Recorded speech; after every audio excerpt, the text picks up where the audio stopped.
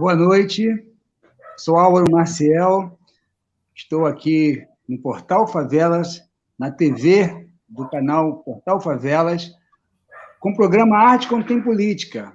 Hoje, com o tema Narrativas Negras, Literatura Infantil Antirracista. As nossas convidadas e convidado, Thaís Espírito Santos, querida da Zona Oeste, Marcos Cagé, diretamente de Salvador, e Magna Domingues, né, aqui da Vila Isabel, né? É isso aí. E eu quero que a Thaís dê uma boa noite. E daqui a pouco o nosso Rumba vai falar. Não, Rumba primeiro, eu errei. Vamos lá, Rumba. Depois você já passa direto para a Thaís, não precisa passar por mim, não. Vamos lá. Valeu. Eu quero dar um grande axé para geral. Caramba, que a tela tá bonita pra caramba, rapaz. Marcos Cagé, Thaís Espírito Santo, seja iluminado e ilumine a gente também. Que bom. Magna Domingues, rapaz, eu vi aqui que você estava para viajar, né? Que bom que ainda não foi. Que bom que ainda está aqui, cara, entre nós. A gente precisa muito de vocês aqui. E esse tema, cara, é um tema pertinente, muito bom. Então, quero saudar a todos com um grande axé. E eu digo para vocês o seguinte, pode esticar a mão aí que eu estou entregando a chave para cada uma de vocês, né? Cada um de vocês aí receber essa chave. Não precisa mais fazer como a polícia faz aqui, meter o pé na porta, e nem precisa bater. É só pegar a chavinha, tá aí, ó, toma, cada um de vocês, está aqui a chave, valeu? É só abrir e entrar, a hora que quiser usufruir da nossa casa, né? Esse portal vai estar sempre aberto, é a porta da esperança para todos nós, esperança para os grandes líderes favelados, as grandes lideranças, mulheres negras, lisingas, sabe, muito vibrantes, e tá aí, é só adentrar o nosso portal. Eu já vi de cara ali a Lady Jane trazendo aí a sua ancestralidade, já mandando um axé para geral. Valeu, Lady Jane! Que legal, parceiro. Todo mundo atento, né? Eu estou sentindo a falta da Ruth Salles, que traz o Borel para a gente também, né? E eu quero dizer para vocês o seguinte, a chave já está entregue, eu não vou me alongar muito, porque vocês é que tem que falar. Esse tema aí me lembra, já comecei a pensar aqui nesse camarada aí, no tal de Monteiro Lobato, né, mais ou menos aí, Monteiro Lobato, caralho, meu Deus do céu.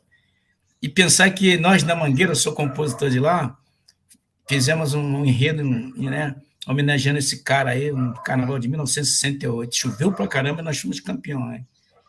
Né? Mas fazer o quê, né? Eu moro aqui no Jacarezinho, hoje eu estou aqui por acaso, porque eu estou dentro de um programa aí de proteção e não dá nem para estar aqui. Aí quando eu chego aqui é um alvoroço, aí cadê o compadre, como é que tá? E já viu, né? Aí tem uns que falam assim, pô, não morreu ainda não, cara. A bala perdida ainda não te achou não, cara. Eu falei, calma, rapaz. Nós temos os nossos ancestrais aí nos protegendo com muita força e a bala não vai pegar agora não. Calma, muito calma nessa hora, entendeu? Então, eu moro aqui no Quilombo Jacaré, que é a favela do Jacarezinho. Eu digo sim que aqui é um quilombo, né? Concentra o maior número de negros em favela no Rio de Janeiro. A chave está aí com vocês, mas eu vou mostrar para vocês como é que o nosso compositor, aí, na década de 50, já chamava o nosso Jacarezinho de Quilombo, a capital das favelas. Se liga só, galera. Quando eu terminar aqui, um grande axé para vocês. Tá bom? Vamos lá. Meu jacarezinho é do morro, o Marechal. Eu me sinto bem feliz em dizer que moro no subúrbio da Central, onde a dona boemia e a simpatia e a alegria é uma coisa banal. Quem morar no Jacaré pode dizer que mora na capital das favelas do Distrito Federal. Quem desejar conhecer nossa vivenda, pega o trem auxiliar e solta em Vieira Fazenda. E para que não fique duvidoso, tem Bonde Penha tem Alicínio Cardoso, também tem carro de praça, o itinerário é Meia Maria da Graça. Muita axé para vocês no programa e salve as nossas crianças. Axé! Axé. Maravilha, Rumba, obrigado. Então, gente, com esse astral altíssimo, né, do nosso compositor, nosso presidente, que apresentou a vocês não só o Portal Favelas, mas ele apresentou a vocês o Rio de Janeiro, naqueles tempos, né, do Brasil Império, e também apresentou a vocês o maior quilombo urbano do Brasil, chamado Jacarezinho. Thaís, dá o seu boa noite para a gente. Vamos iniciar a nossa resenha? Vamos embora, né? Bem, boa noite. Estou muito feliz em estar aqui. Sou Thaís Espírito Santo, sou aqui da Zona Oeste do Rio de Janeiro, Campo Grande, mais conhecido como Big Field. E obrigada pelo convite. Estou aqui. Vai ser linda essa conversa.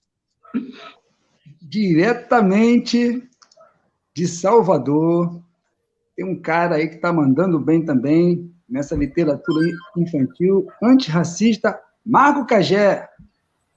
Boa noite a todos, as meninas, Thaís, Magna, a todos que estão assistindo. Obrigado pelo convite.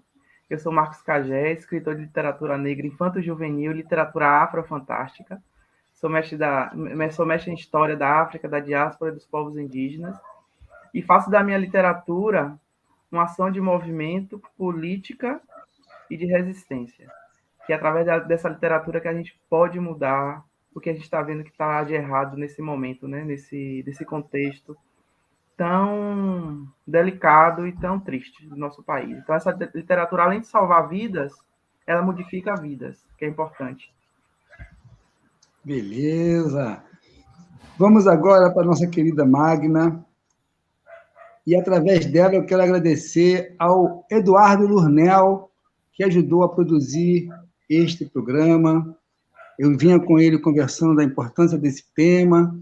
Eu chamo ele de Edu, ou de Dudu, um queridaço, uma pessoa, um militante cultural, e agora um escritor antirracista infantil. Vamos lá, Magna. Magna Domingues. Boa noite.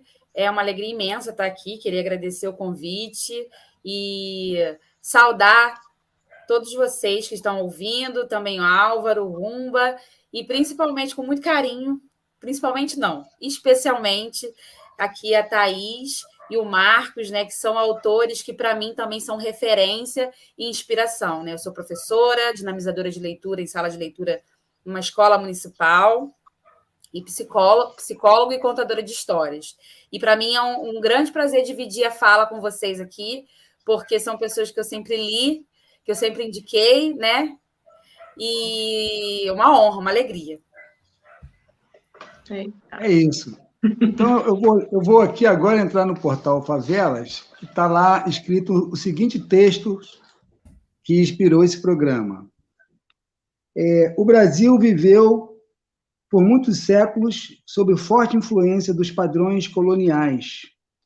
O eurocentrismo ainda é uma realidade na sociedade brasileira, seja na TV, nos jornais, no cinema ou nas artes em geral.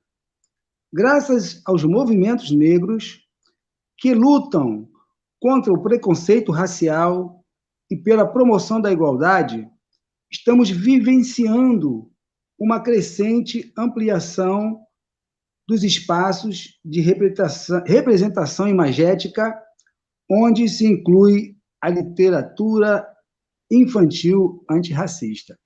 Então, nós temos aí heranças, né, de personagens loiros, de olhos azuis, os mocinhos, as mocinhas, etc. e tal, e gerações.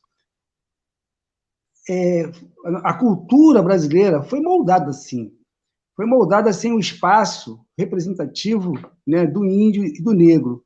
E, no caso aqui, nós estamos hoje discutindo, né, e querendo conhecer e desvendando o que é e qual a importância desse segmento que eu coloquei aqui, que está em crescente, mas vocês é que vão falar, da literatura infantil antirracista. Fiquem à vontade, podem falar da política, podem falar do seu livro, pode ficar bem à vontade. Eu quero lembrar que, além dessa história, né, de faltar as políticas públicas, né, necessárias para atender a nossa demanda, os criadores, os artistas, nós atravessamos também uma pandemia que já pegou o Brasil quebrado e aprofundou mais ainda, né, o estado crítico que nosso país já estava antes da pandemia. É nesse contexto, né, que nós estamos aqui reunidos. Acho que a importância desse livro também para quem fica em casa, ter uma boa literatura, né, para fazer a quarentena da pandemia também pode ser conversado aqui. E vamos lá, vamos chamar a nossa querida Thaís Espírito Santo para a roda, para ela falar do seu trabalho, de como ela começou e até onde que vai dar isso. Vamos lá, Thaís. Vamos lá, né? Então, eu não lembro muito ao certo, né, quando eu comecei a escrever, né? Eu lembro que eu sempre escrevi, eu sempre achava um lugar seguro. Mas antes de começar a falar de mim, eu tenho que falar um pouco do meu pai e da minha mãe, que sempre foram presentes na minha vida. E a família do meu pai e a minha mãe também, eles são professores, e meu pai também era diretor de escola. Então, assim, eu sempre em casa, eu sempre tive, além da educação, mas eu sempre tive a plena ciência de que eu era uma menina preta, né? Eu sempre sabia muito bem, não muito bem nesse lugar, né, sabedora, mas eu sempre tive ciência, eles sempre me mostraram, né, como era ser preta, né, a importância, o valor da pretitude. Então, antes de falar de mim, eu preciso falar deles. Minha mãe também escreve, e o meu pai, minha mãe está aí, ó, fala, Thaís. E meu pai, ele, além dele ser o diretor, né, da escola, eu fiz escola particular, uma escola particular, eu era bolsista, ele também, às vezes, levava livros, os livros paradidáticos, né? Ele escolhia, os professores escolhiam, e ele também ia lá pegar esses livros. E eu sempre pedia para ir com ele. Então, às vezes, 5 horas da manhã, 4 e pouco, criança ainda, eu ia para Scipione, Ática, FTDA, eu ia sempre para essas editoras e outras que eu esqueci o nome, mas sempre ia, e sempre ficava admirada com os livros. E quando eu fui crescendo, claro, eu ia pedindo, né? Ah, leva esse, sabe? Aqueles pedidos, leva esse. Então, eu sempre gostei muito de ler. E minha mãe incentivou muito a gente. Somos 3, e ela sempre incentivou muito. Eu tive também coleção, né, da Turma da Mônica, por mais que naquela época, né, a gente não tinha referências, né, a única criança preta era o Jeremias, que às vezes aparecia, né, e sempre com churrasco, era sempre isso, né, ele aparecia sempre com churrasco ou jogando bola, sempre. Mas eu sempre gostei muito de ler, de escrever em diários. Então, esse é o comecinho, né? E aí, no ensino médio, a professora de artes pediu para entregar um trabalho, e podia ser peça, podia ser o que quisesse. E aí, eu acho que foi minha primeira escrita, assim, né? Eu também estou sendo roteirista agora, então, acho que foi minha primeira escrita que eu mudei a Branca de Neve, sabe? Eu mudei um pouquinho a história. E aí eu fui a madrasta, minha amiga preta foi a preta, e meu amigo também preto, ele foi o príncipe. E as meninas brancas foram as anãs. E assim, sem assim, uma coisa bem pouca mesmo. Falei, ó, gente, é isso, eu vou escrever, eu vou comandar, e é isso, vai ser assim, vocês já têm a história de vocês, agora vai ser a nossa história. E aí eu sempre fui muito nesse lugar, sabe, de não tem algo escrito, então eu vou tentar fazer, sabe, vou tentar colocar, né, vou escrever e vou colocar em qualquer lugar, né, em qualquer lugar que eu falo, porque depois eu comecei a escrever em blog, logo assim, né, flogão, eu tenho 34 anos, então eu sou da época de flogão, aqui no Rio era muito, né, que era foto e mensagem, então, assim, eu sempre colocava uns poemas, sempre, sempre colocava alguma coisa, e depois eu fui escrever em blog. Comecei quando eu fui fazer a faculdade de turismo em Quissamã, né, no interior do estado, e fui morar sozinha, sem meus pais, só com os colegas e tal, né, colegas que eu fiz lá, e comecei a escrever em blog, dia a dia, as tristezas, as alegrias, e aí depois de um tempo, né, eu voltei para o Rio, e conheci o Wagner Amaro, né, da editora Malê, e também estava já escrevendo para um blog Preto e Gorda. Teve seleção, eu fui, minha mãe falou para escrever, para tentar, minhas amigas também, e pronto. E aí eu tentei, né, fui selecionada e comecei a escrever. E tiveram alguns textos que eu sempre eu comecei a falar muito, né, de mim, né, muito do que acontecia, só que eu também não me via como escritora, eu me via como uma pessoa que está desabafando. Só que eu passei a compartilhar os escritos com amigos, né, com muitos amigos. Ah, tá, lê aí, por favor, que eu sempre gosto também de crítica. Claro, né? A gente sabe, eu sei, né? A quem pedir, né? É aquilo, eu gosto de receber críticas, mas a gente sabe quando a pessoa, pelo menos eu sei, né? Quando a pessoa quer realmente construir algo, né?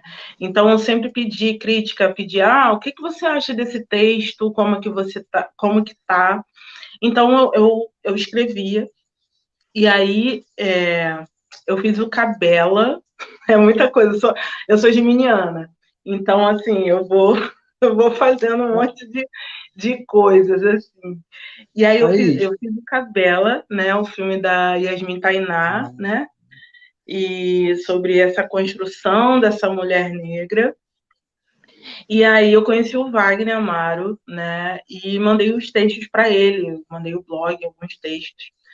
E foi isso foi em 2013. E aí a gente constrói uma rede, sabe? Constrói uma rede de afeto mesmo. Ele ainda nem tinha editora, a editora Malê. E foi quando, em 2017, ele me perguntou, ele estava fazendo, né, a coletânea Olhos de Azeviche, e aí ele perguntou se poderia utilizar os meus textos. E é claro, né? É claro que sim. E aí foi quando... Sim, sim, sim, sim. E aí foi quando e os textos foram quando eu parei de mandar beijos, que fala justamente da infância, né, da minha infância, da relação que eu tinha com a minha boca, né, porque eu não mandava beijos, e aí eu estava lendo um livro de psicologia desses traumas da infância, né, que tornam um adulto de agora.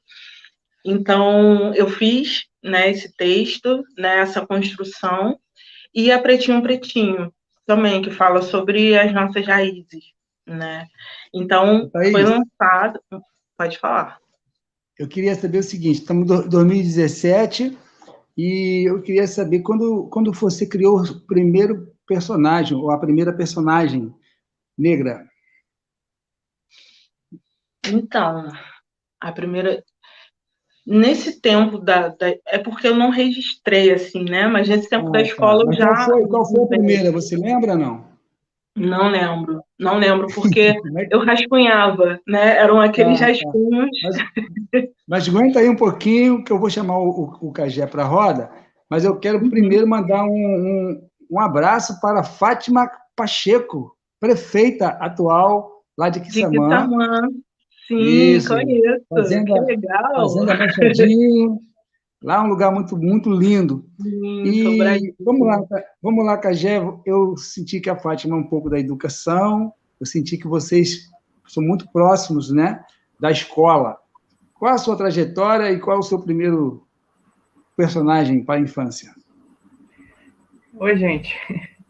Assim, diferente de Thaís, eu cresci... Eu fui uma criança que não leio, né? Eu não tive contato com literatura, eu não tive contato com cultura, na verdade, de forma geral. Minha mãe nunca me incentivou a ler e tal, ela só queria que eu passasse no final de ano e tal. Mas hoje eu percebo isso que não era por maldade dela, é por causa mesmo da limitação, né? É uma mulher que nunca teve estudo, é doméstica, até hoje é aposentada, mas continua trabalhando e tal. Mas eu nunca tive, então, assim... Mas eu me encantava com os livros. E o contato que eu tive com livros foi quando eu saí quando eu me mudei para um bairro aqui de Salvador, e eu fiz amizade com a vizinha, e essa vizinha, uma mulher preta, viúva, com 6 filhos, professora, e eu fiquei encantado quando eu comecei a frequentar a casa, e tinha estantes de livro, né? Aí eu comecei a me interessar por esse mundo. Então, assim, eu fui uma criança que não leu, não tive leitura na minha, na minha infância. E aí pronto, na verdade, o prazer pela leitura só começou depois, né? Depois dos meus 19 anos de idade e tal. Porque a própria escola da minha época não incentivava a literatura, né? A literatura era uma ferramenta de obrigação. Você tem que ler Machado de Assis, você tem que ler esses clássicos para poder fazer prova. Você não lia para refletir. Então eu cresci assim. E meu primeiro contato comigo mesmo e com a minha literatura aconteceu não pela infância, né? Não foi pelos livros infantis. Foi através de textos acadêmicos. Tanto que eu pensei que eu pensei que iria ser um escritor de literatura científica, né? Quer dizer, eu também sou, porque tenho vários artigos publicados. Mas eu não pensei que eu seria esse escritor que eu sou hoje com 7 livros. Aí que acontece? O título dessa nossa fala, que é literatura antirracista, eu me tornei escritor de literatura infanto-juvenil através desse combate. Eu tinha acabado de entrar no mestrado, e o meu mestrado é História da África, da diáspora e dos povos indígenas. Então, eu estava eu já estava mudando, né, quem eu era, porque eu cresci sem saber o que era ser preto, né? Então, eu me reconheço como um homem preto agora. Quando eu falo agora, é pouco tempo, né? Desde 2014. Então, é muito pouco tempo.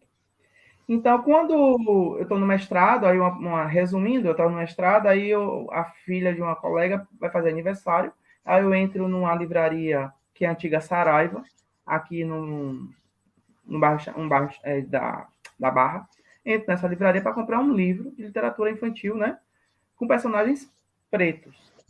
Eu entro nessa livraria, vou no setor de infantil, eu não encontro nenhum. Eu vou rodando a mesa, eu rodo as estantes, não achei. Aí aquilo me comoveu muito, me deixou muito, não foi revoltado, me deixou assim muito reflexível e com reflexão e desci. Aí eu lembrei, no shopping tem uma ilha que vende livros. Lá eu devo achar. Quando eu cheguei nessa ilha, é uma ilha, né, no espaço do shopping, é sem parede, essas ilhas que tem em shopping.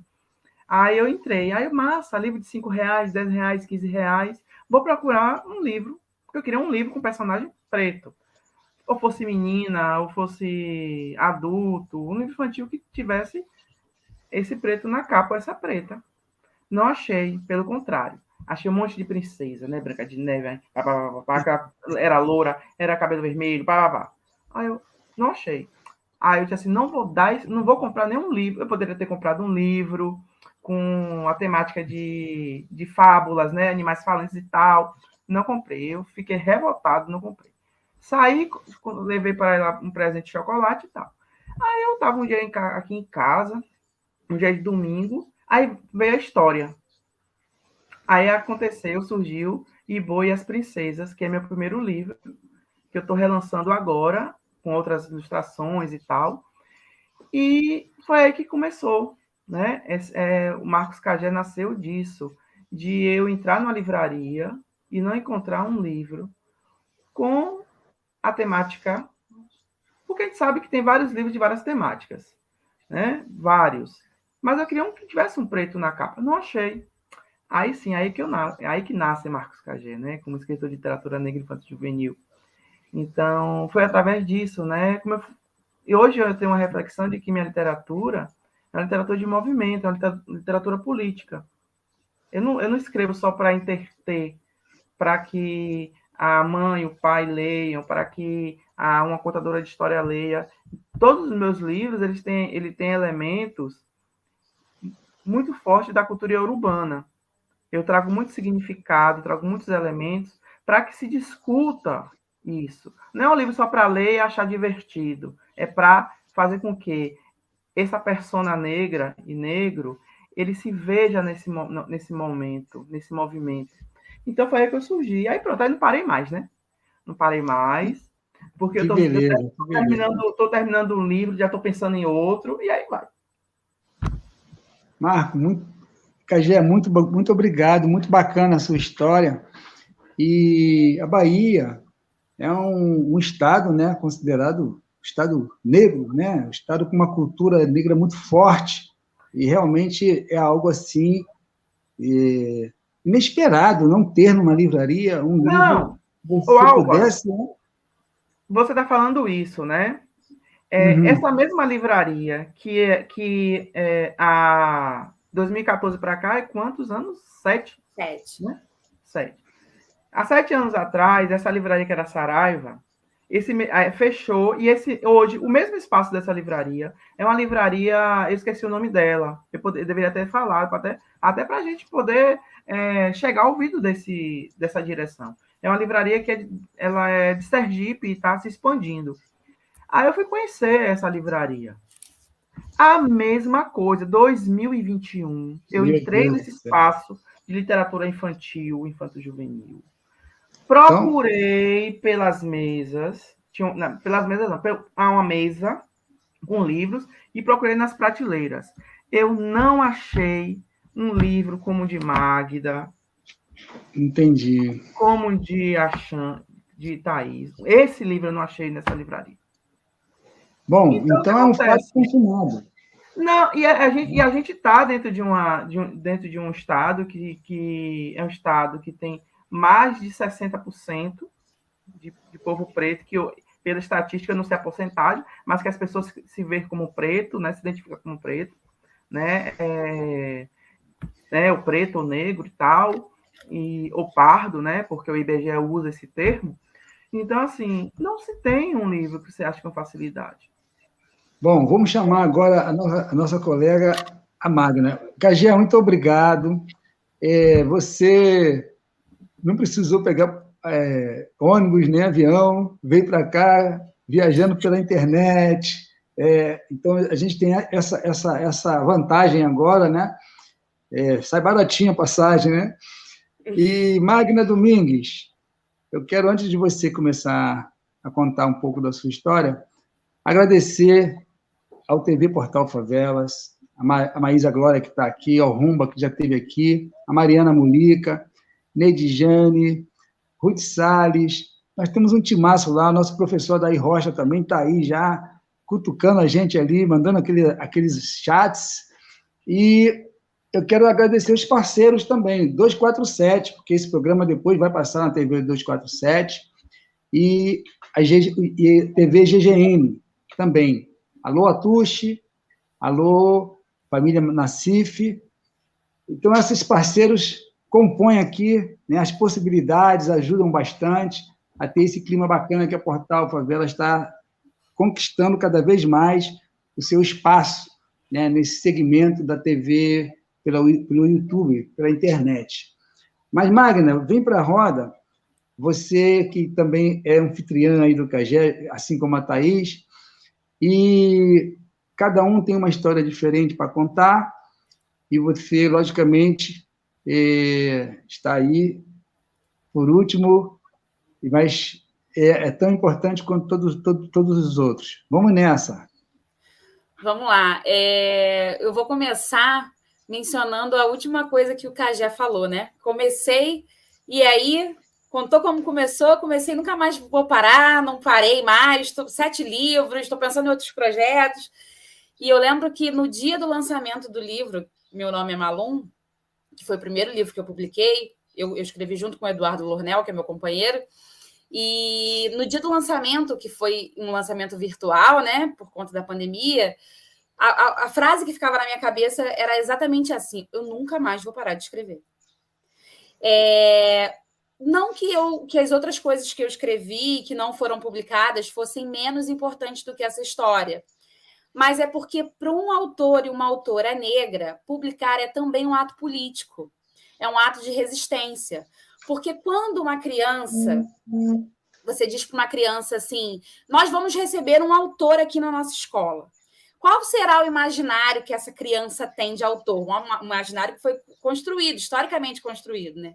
Provavelmente, as pesquisas dizem isso também. E o imaginário das crianças, com certeza. Talvez até os nossos também, vez ou outra, porque a gente está se desconstruindo, está no processo de desconstrução, né? E de reconstrução por uma sociedade antirracista, né? Mas o imaginário é imediatamente um homem branco, né? E as pesquisas mostram isso. Quem publica mais no Brasil? Homens brancos, né, brancos e no eixo Rio-São Paulo, né? Então, é um lugar ainda que é elitizado, que é colonizado. Marcos deu o exemplo da livraria, e eu posso dar o exemplo da biblioteca escolar, que eu sou professora de sala de leitura, trabalho numa rede municipal de ensino há 11 anos, e desde 2016 eu sou dinamizadora de leitura dessa escola.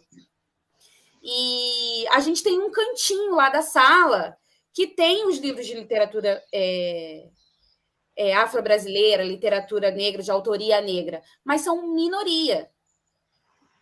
São bem poucos mesmo. E, é claro, a gente teve política pública para isso também, né? A Lei 10.639 é uma ferramenta muito importante, apesar de já ter 18 anos, né? Até hoje a gente fala sobre a aplicação ou não dessa lei, né? Que é sobre a obrigatoriedade do ensino de história e cultura afro-brasileira. Mas a gente ainda tem que reforçar isso na escola, né? A gente tem que fazer essa política acontecer. Eu costumo dizer que eu sou professora dos filhos e filhas da classe trabalhadora, né? A escola municipal onde eu trabalho, a maioria das crianças são negras. No município de Duque de Caxias, a maioria dessas crianças são negras nesse município. E não só as crianças, mas as professoras também. Os funcionários, de uma forma geral, também. Os trabalhadores e trabalhadoras da educação, né? E por que a escola não é protagonizada pela essa população negra, pelas nossas narrativas negras, pelas nossas histórias negras? Por que as nossas histórias elas recebem foco no dia 13 de maio, no dia 20 de novembro, né? Se elas deviam estar aí na ordem do dia, né? Porque são as histórias que nos representam, que falam de nós. Então, assim, a gente ainda vê a escola ainda reproduzindo situações muito racistas, né? Então, quando a gente escreve, é um ato político, é um ato de resistência, e é um ato também de prazer, né? Porque a gente quer escrever, a gente quer transformar essa leitura, ter um espaço de leitura literária para deleite, mas ela também é uma ferramenta dentro de uma luta antirracista, né? Então, a gente tem que fazer com que as crianças, proporcionar às crianças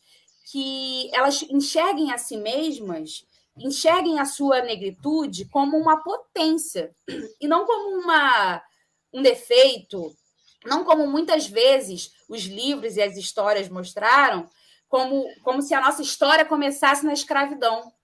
A gente precisa conhecer as nossas origens as nossas histórias, as histórias contadas por nós mesmos, porque as crianças, a gente não ama o que a gente não conhece.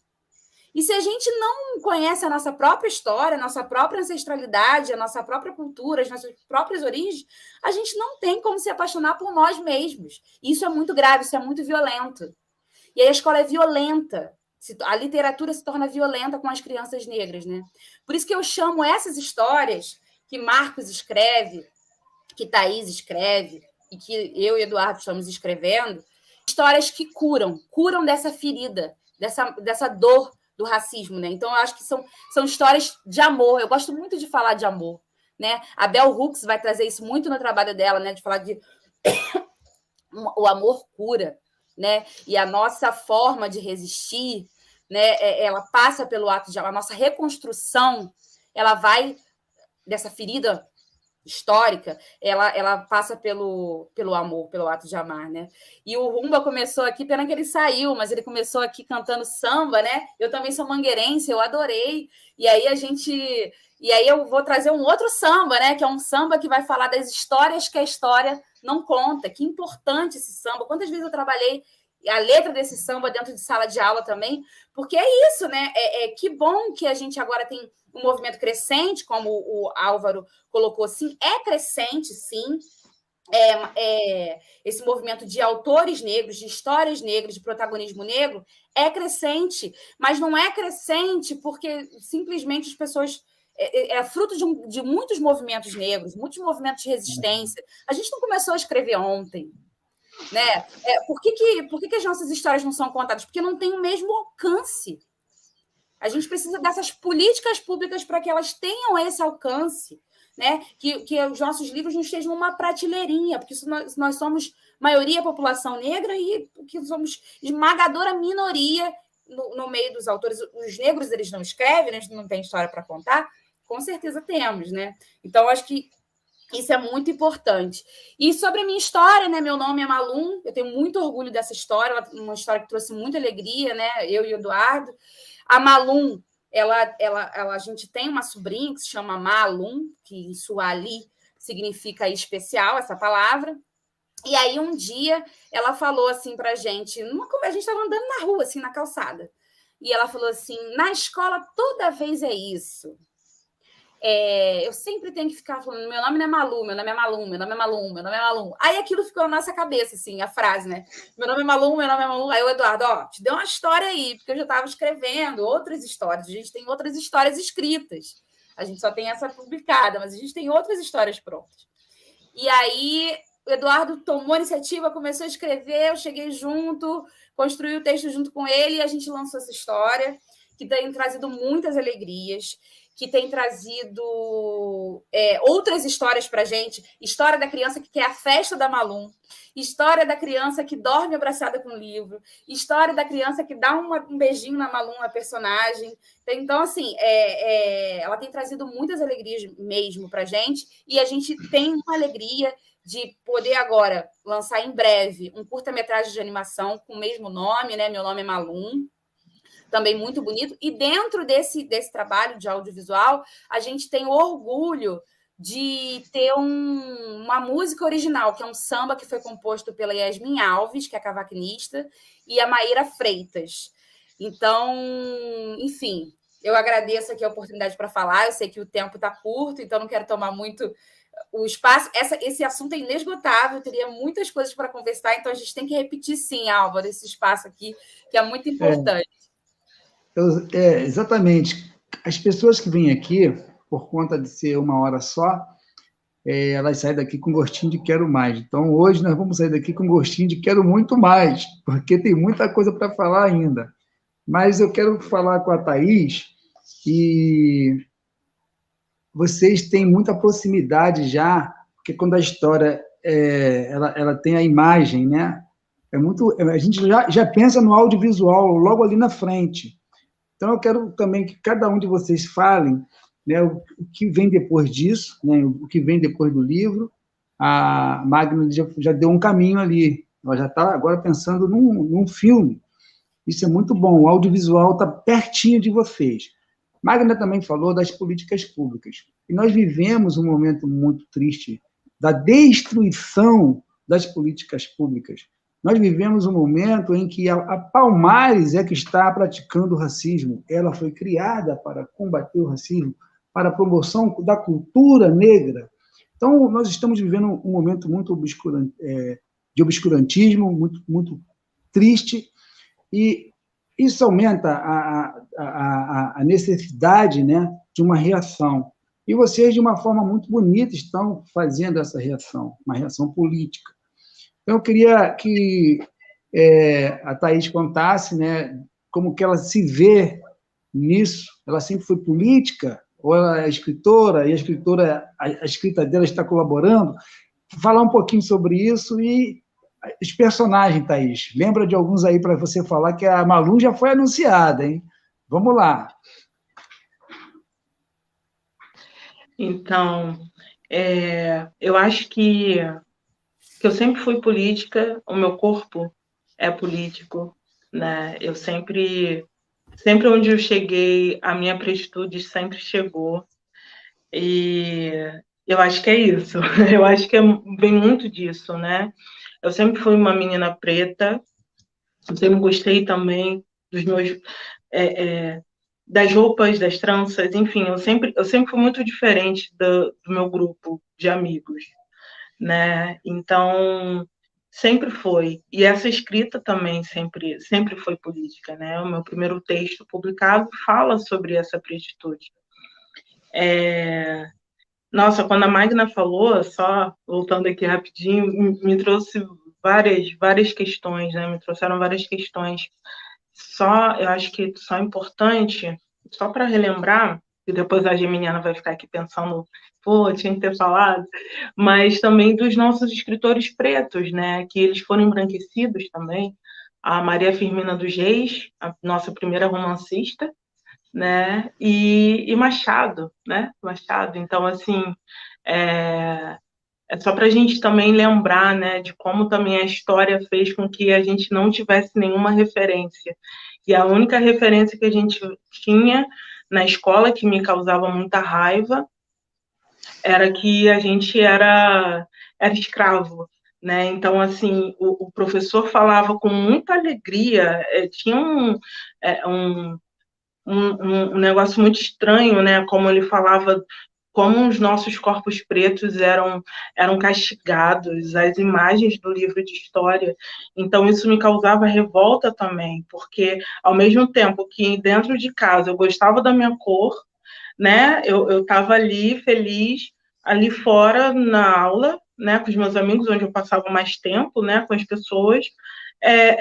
Tinha esse lugar, né, da escravidão, né, e os professores mostrando, e aí vinha a piadinha dos amigos, e vinha também eu pensando, como eu, nesse lugar agora, eu pensava muito, eu não admitiria, como assim, como que meu povo foi escravo, sabe, vinha muita raiva, e era um misto, né? Era um misto. Então, acaba ajudando nesse racismo, né?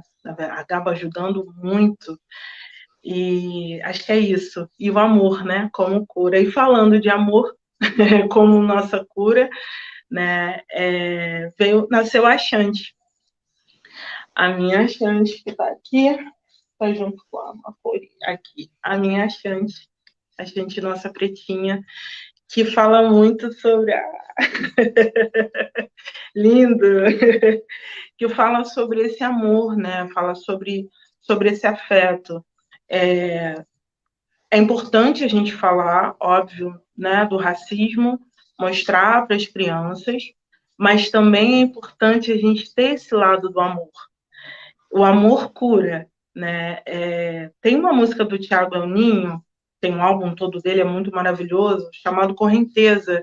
E tem uma parte que eu gosto, que fala, para que você chegasse até aqui, muito amor precisou nascer, muita água precisou rolar para que você chegasse até aqui. Então, assim, a gente teve luta, óbvio, a gente sempre tem, né? Está tendo, mas que a gente teve um amor, a gente não sabe como é que foi no passado, mas a gente está aqui, A gente está aqui presente porque existiu amor, porque tem amor. Então, eu acho que o amor fica muito mais, mais político ainda. Eu não sei se dá para medir, enfim, mensurar, mas até quando eu lancei a Chante, algumas pessoas vieram falar comigo, falar assim, nossa, que bacana, porque você está levantando uma bandeira que está muito para baixo, assim, né? O amor tá faltando, né? E a gente vê que está faltando. E aí eu vejo também que eu não sou a única, né? E que bom a gente está nessa construção. Mas o amor, ele tem sido também algo político. O amor, ainda mais, né? O amor preto, o amor de família preta, o amor que aqui ainda não tenho meu nome Maú, mas eu quero, né? Já terei. Mas também é Macori ou Macori? Macori. É isso? Macore. Macore. Então, é porque eu lembro da Flor de Maria, né? A Macore, muito bonitinha ela falando. E ela também tem, né? Passa pelo racismo, é um spoilerzinho, tá? Só para. Mas tem a família ali, né? Tem um afeto, tem um cuidado, tem um amor. Então, acredito, né? A gente está aqui nessa politicagem mesmo forte do amor preto, das nossas crianças pretas para nossas crianças pretas, crianças e adultos também, que a gente não teve isso na infância.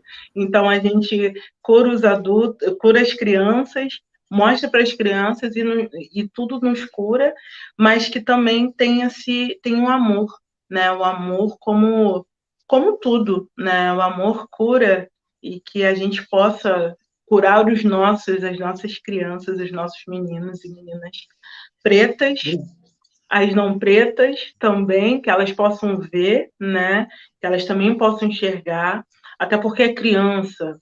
Teve uma criança não preta e não indígena que ela pegou o livro, assim que ela pegou o meu livro, ela falou, quer dizer, o meu livro não, né? Porque não é a Chante. Cada criança pega, o livro é dela, assim, é dela. Então ela pegou e falou, olha, eu na barriga da mamãe. Ela não viu a diferença da cor, ela não vê. Ela não vê. Quem vê são os adultos que ficam insistindo nisso, né? Que para diminuir, né? Ou aumentar, enfim. Então ela não viu a cor. Ela falou, nossa, olha, eu na barriga da mamãe. E assim, e mostrou a mãe não é negra, não é preta, e mostrou a mãe e falou, eu na barriga da mamãe, falou o nome da mãe, olhando aquela mulher grávida, com ela na barriga. Então, assim, que nossas crianças, elas vejam, se reconheçam e se identifiquem, né? Então, é isso. E a minha vontade de escrever a Chante também foi derramar, sabe, todo o amor, tudo que eu tive, né, que eu pude, assim, entregar para as nossas crianças. Até quando eu mando, eu vou, rezo, sabe, para elas serem protegidas, para que elas possam crescer muito bem nesse mundo, infelizmente, muito cruel. Mas é isso, eu acho que é isso. Tem amor, tem construção e reconstrução. Muito obrigado, Thaís. Muito importante que você falou, né? Porque a gente vê que nosso povo negro é muito sacrificado, discriminado, etc. e tal. E nossas famílias também tendem a ter muito conflito, muito desestruturadas. Então, eu vejo que o seu trabalho também mostra então esse jeito negro do afeto e do amor muito bacana. Vamos chamar o Cagé, porque o Cagé criou aí um reino, né? Criou vários livros, vários personagens, mas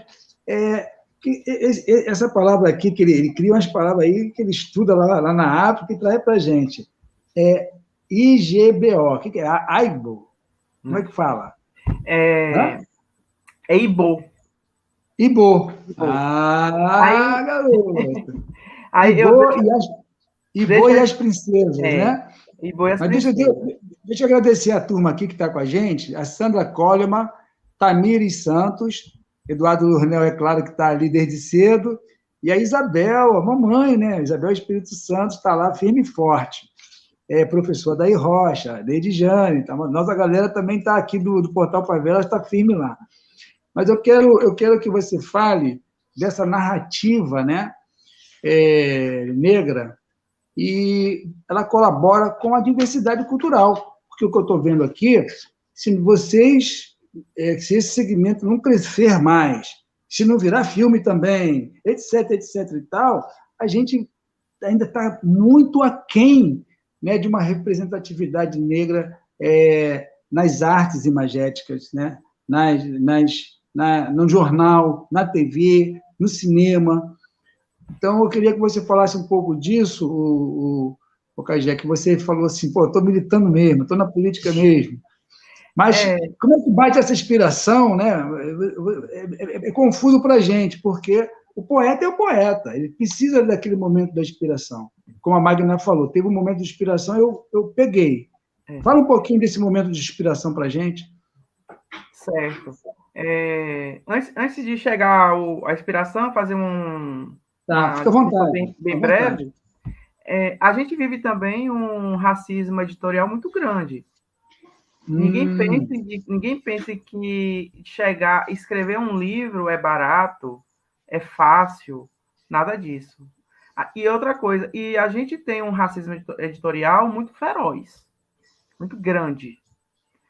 Nós vivemos, em 2021, um movimento literário infanto-juvenil bom demais, maravilhoso. 2021, comparado a 2015, a gente deu um salto muito grande em 6 anos, 5 anos. É fantástico isso. Mas é muito pouco. Queremos mais. A gente não pode se contentar com o meu livro, com o de Magna e com o de Thaís. É pouco. Não satisfaz a persona preta dentro desse Brasil. Então, o racismo editorial, ele é grande. Preto vende. Se vende, sim. Nós temos potenciais. O mercado preto vende. Mas o capitalismo, o racismo é tão cruel que mesmo o nosso dinheiro, ele às vezes exclui. Então, não é fácil chegar onde a gente está hoje, onde a gente está, porque esse racismo editorial é muito grande. Quer dizer, existem editoras específicas para o público preto, como a editora Malê, como a editora Masa, né? E outras editoras que estão nascendo, editoras da Bahia, como a Erejinga Educação, editoras do Rio de Janeiro, como a de Magna, que é uma editora, não é isso, Magna? Né? Baú Encantado e tal. Mas é pouco. A gente quer nossos livros na Amazon, a gente quer nossos livros nas livrarias das capitais e outra coisa, nas vitrines. A gente não quer livro nosso, como estão aqui na obra, bonitinho, empilhado. Não, a gente quer livro para isso. Então, assim, gente, para ter uma literatura infantil negra antirracista, primeiro temos que consumir esses livros. Não adianta falar de antirracismo se o próprio preto não compra nossos livros. Só querem ganhar de graça, né? Ou se não, só o livro de Lázaro Ramos é importante, o de Thaís não é, o meu não é, o de Magna não é. Por quê? Porque está na Globo? Não. O livro de Lázaro Ramos é tão importante quanto o nosso, né? Então, Lázaro Ramos acaba sendo o quê? Não é um homem preto que escreve. Para muitas pessoas que compram esse livro dele, muitos brancos, não vê ele como um preto, vê ele como um artista global. E ele está em uma grande editora, que também tem isso. Então, o que acontece com tudo isso? Você tem inspiração? Ah, como eu tenho. Como eu tenho inspiração? Tenho inspiração nos orixás, em Xangô. Aquele que está na minha frente sempre me diz, escreva. Tenho inspiração na ancestralidade do nosso povo preto. Só como o Thaís falou, a escola, os livros didáticos, até hoje, ainda faz com que a gente se veja como vítima, como inferior, né? Infelizmente, parece que esse diabo não vai mudar, né? Porque eu tenho 45 anos. e os livros didáticos reproduzem os mesmos textos, as mesmas fotografias de homem preto cortando cana, não dá para entender, não, gente. Não dá. Então, a minha inspiração vem nisso. Vem fazer dessa literatura antirracista um movimento político, um movimento literário, onde hoje eu falo de literatura afrofantástica. E essa literatura que eu chamo afrofantástica, que é aquela literatura onde eu pego magia, onde eu pego feiticeira, onde eu pego reis, rainhas, onde eu pego um reino próspero com ministros e coloco esses elementos um pouco de magia ancestral, né? Onde eu coloco energia de axé nessa literatura. Essa literatura é inspiração. Me inspira eu saber de que Xangô é o senhor dos raios, dos trovões. Essa é a minha inspiração. Então, o que acontece? Eu vou levando essa minha inspiração para mostrar, porque é o seguinte, a gente vive uma literatura infantil muito boa, nós estamos crescendo mesmo, é muito bom. Eu fico feliz, eu fico radiante, mas a gente está esquecendo do juvenil. A gente está esquecendo que essa criança cresce. Quando essa criança cresce, ela fica órfã de uma literatura. Aí, por dia que ela vai para a literatura afro, ela sai dessa literatura afrocentrada, ela vai para a literatura eurocêntrica. Ela só vai se ver em Harry Potter. Nada contra Harry Potter. Temos que ler Harry Potter também. Temos que ler Nárnia. Mas se esquece que nós temos um mundo tão fantástico, tão maravilhoso, encantador, o mundo preto, o mundo da África, a África, as Áfricas dentro da própria África. E a gente tem que pensar nesse adolescente que cresce e não tem literatura para ele. Bom, vou pegar o seu gancho. Aí o que acontece? Aí essa minha inspiração é fazer com que essa criança leia o meu livro, leia o livro de Magna, leia o livro de Thaís, mas que ela cresça também encontre outros escritores que tenham personagens pretos, tem herói, tem a feiticeira, né? Então é isso. Então, essa é a literatura de movimento, é a gente fazer com que essa literatura seja política. Que esse adolescente de 14, 15, 16, ele se torne um adulto que vá para outros meios literários, poesia, romance, prosa, né? E outras. Então é isso. Também a inspiração é essa, é pensar no agora e pensar no amanhã para essas crianças que crescem. É uma inspiração grande, é a força da gente, é o axé da gente. Obrigado, Cagé. Nós estamos já perto da hora, né? Eu vou chamar a Magna aqui, mas eu vou dar um gancho para ela. Ela pega aqui se quiser. Hoje eu tive uma reunião aqui no Rio de Janeiro, no Conselho de Cultura da cidade, e nós estamos aqui fazendo o Plano Municipal de Cultura, e no final do ano, lá para dezembro, nós queremos puxar a 4ª Conferência de Cultura da cidade do Rio de Janeiro. Logicamente, eu estou falando de política pública e espaço de participação.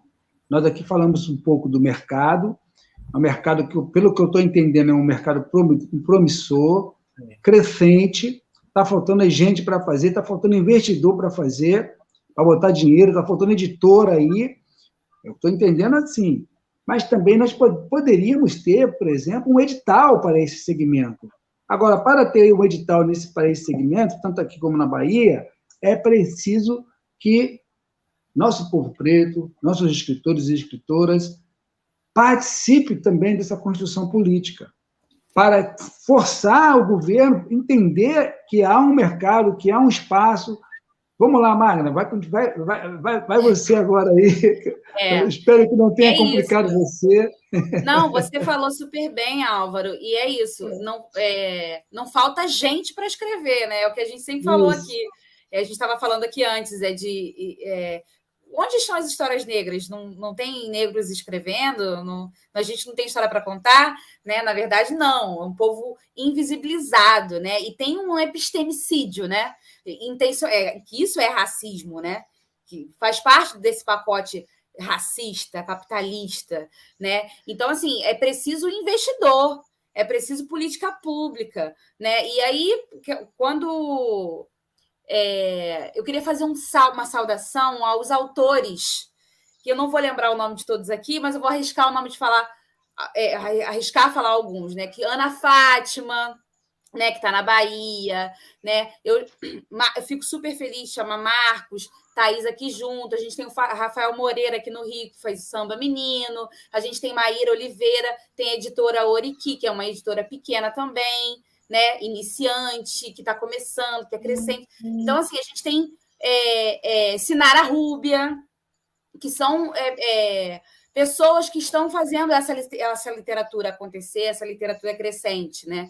Mas o Marcos falou uma coisa que eu tinha até anotado aqui para não esquecer de falar em algum momento oportuno, que é essa questão mesmo do mercado editorial, né? E aí você tem nada contra, pelo contrário, são maravilhosas leituras do Emicida, do próprio Lázaro Ramos, como o Marcos mencionou, mas não são só eles que escrevem, eles não são os únicos negros que escrevem, né? E aí o capitalismo e o racismo, eles são dinâmicos, eles se reinventam. E aí, se tem povo preto para comprar, eu vou rapidinho colocar esses nomes para vender muito, para vender poucas histórias, ou então eu vou encomendar histórias para que os meus autores de sempre vendam, né? Porque é isso, assim. Quando a gente tem as políticas públicas de livro, de biblioteca, para compras de livro com o governo federal para as bibliotecas das escolas públicas, rapidinho começa a pipocar gente querendo escrever literatura negra, né? E aí, gente, aí eu vou fazer mais um apelo: não comprem um livro pela capa. O negro na capa é muito importante, mas às vezes o negro está na capa para vender, para dar conta desses editais. Mas nem sempre o negro está ali representando as nossas histórias. Às vezes a gente tem que ter muito cuidado com ilustrações. Às vezes a ilustração coloca os personagens negros numa situação de estereótipo, de estigma. Isso não é representatividade. Não é disso que a gente está falando. Não basta ter negro, aquele clichê da fotografia, da imagem, de público que tem várias pessoas brancas e aí tem um negro ali para cumprir o papel, para dizer que foi representativo. Coloca um negro, um cadeirante, né? Sempre assim, né? É uma preocupação política para dar conta das exigências, e não dá. A gente não se engana, isso é pouco para a gente. A gente quer conteúdo, né? E o conteúdo produzido por nós, o conteúdo que é muito bom, que é de muita qualidade. E uma outra coisa também que eu queria trazer, que a Thaís já falou um pouco, que às vezes o livro que é de protagonismo negro parece que está reduzido ao discurso do cabelo e o discurso do racismo, dos episódios de racismo. Mas não é isso. A Xande está aí para provar para a gente. Os personagens de Marcos estão aí para provar para a gente, que fala de amor, que fala de aventura, que fala de magia, né? E de outras coisas. Eu vou trazer aqui uma fala da Beatriz Nascimento, que ela fala que a nossa humanidade ela é inegociável. O ser humano é se divertir, é se aventurar, é sonhar, é ser criança, é falar de amor. É muito mais do que só discutir o tempo inteiro a cor da pele e a textura do cabelo. Porque a cultura afro-brasileira não se reduz a esses dois temas que são de extrema importância para debater e para enfrentar enquanto política. Mas também as crianças, elas querem se ver no belo. Às vezes elas querem só brincar. Às vezes elas querem falar de amor, se sentir amada, e isso também é muito rico. Então, assim, a gente tem que ter muito cuidado com essas armadilhas o tempo inteiro, né? Às vezes cansa, né? Porque a gente só quer fazer literatura, mas a gente também tem que lutar. E aí a gente tem que se unir para se fortalecer, porque a gente não pode cansar, porque essa luta é necessária e é urgente. É isso, gente. Obrigada. E, gente, é uma maravilha. Nós estamos no tempo lá certinho, né, para terminar. Vamos para as considerações finais. Eu gostaria de convidar vocês para voltar à TV Portal Favelas, mas fazer um outro convite também. Vamos criar um fórum para discutir uma política para essa literatura infantil, né, e antirracista. Porque, como eu falei, toda cidade tem o seu processo, Nós temos aqui no Rio de Janeiro, por exemplo, a vereadora Tainá, a vereadora Thaís, que foram eleitas agora. Nós temos lá em Nova Friburgo a Maiara Felício. Nós temos em Niterói a Verônica Lima. Temos a deputada Benedita da Silva. Temos a deputada estadual Mônica Francisco, Renata Souza, Dani Monteiro. Olha só quanta gente que a gente pode apresentar essas ideias e, quem sabe, a gente pode ajudá-las a produzir uma política para a literatura antirracista infantil. Lutar, a gente também não vai, assim, com certeza que vai acontecer, mas é importante ir para a luta, né? Vamos, então, para as considerações finais. Vamos na mesma linha, né? É um minutinho só, hein, gente? Vai ficar com gosto de quero mais, de muito mais. Vamos lá, Thaís. Desafio, né? Desafio. Mas eu acho que é agradecer, né? Agradecer essa oportunidade, agradecer por estar aqui nessa mesa fantástica, afrofantástica, né? Pegando. Eu estou muito feliz, estou muito feliz. Eu sou fã do Cagé, assim, sou fã mesmo, ele é incrível. Né? A Magna conhecendo agora, né? Conhecendo, já tenho já o livro Carolinas e daqui a pouquinho vou ter Meu Nome é Malum. E obrigada, Álvaro, também, né? Obrigada pelas pessoas que estão aqui também assistindo, conversando e falando, vibrando. É muito importante a gente ter pessoas com a gente, né? E as pessoas que a gente sabe que estão com a gente, né? Eu tenho aprendido muito nesses tempos pandêmicos, nesses tempos de escrita, né? E tem surgido pessoas maravilhosas. E eu quero só terminar, já que eu falei do Tiago Elninho e tal, só lendo, é um trechinho pequenininho. Correnteza. Para que você chegasse até aqui, muita água já rolou. Muita gente teve que ser correnteza. Para que você chegasse até aqui, o amor foi correnteza. E muita correnteza foi amor. Para que você chegasse até aqui, para que você chegasse até aqui. Obrigada. Muito bom. Vamos lá, Cagé. Gente, foi muito bom estar com vocês. Álvaro, um prazer ter conhecido você. Agradeço o convite através de Magna. Thaís também. A pandemia teve muitas perdas, né? Teve muito ensinamento. Então, infelizmente, a gente está passando por um processo muito complicado nesse momento, nesse país, que a gente não consegue compreender, né? Por que muitos morreram? A gente sabe por quê, mas a gente não consegue aceitar, né? É duro. A pandemia teve o lado positivo para muitas pessoas, eu não sei se é positivo, né? Que foi se rever, se refazer. Eu mesmo sou um desses, assim, eu me profissionalizei dentro desse mercado de literatura, né? Porque antes era muito diferente, a literatura para mim era só paixão. Hoje ela é um mercado também, né? Onde eu tiro dinheiro também. É importante isso. Então, assim, nessa pandemia, conhecer Thaís, conhecer Magna, foi muito importante. E o reconhecimento dessas duas pérolas, sobre minha literatura, é muito, muito bom, é muito acolhedor. Porque a gente que é escritor, a gente também trabalha com sensibilidade. A gente acorda triste, né? Uma pessoa que fez uma crítica... Claro, até agora eu só tenho crítica positiva. Vamos dizer assim, 90%. Tem 10%? Tem.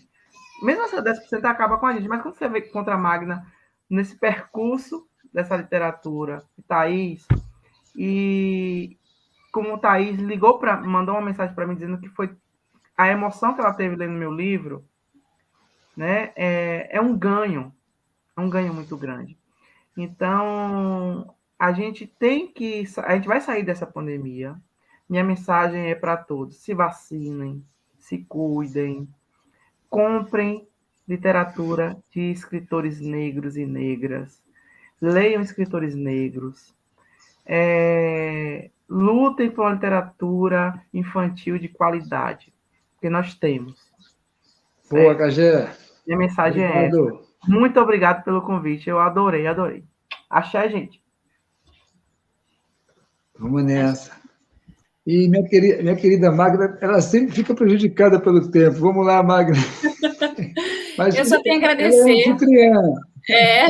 Eu só tenho a agradecer. Eu falei para o Marco já, e vou aproveitar a oportunidade para repetir, que essas amizades que a gente faz pela internet, né, e que, assim, que eu considero como amigos.